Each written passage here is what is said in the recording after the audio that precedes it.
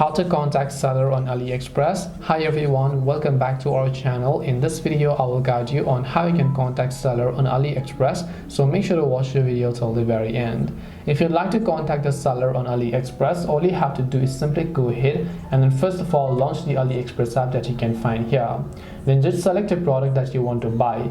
And now let's say I want to just contact the seller of this product. Here you can see add to cart and here you can see buy. If you go to the store page, you'll be able to see the store as well. To send a message, right over here underneath the cart to add to cart option, you'll find message option here in the very faint text. You want to make sure to just tap on this message option, and then when you do that, a chat box is going to open up. Here you can simply send them any of the message that you want to hear, and then the seller is going to reply to you after a couple of minutes after the seller is online. So this way you can go ahead and then basically contact seller on AliExpress. Hope this video was very helpful to you guys, and if it did help you, make sure to leave a like and subscribe to our channel. If you have got any questions, feel free to leave them down. Thank you for watching and see you in the next video.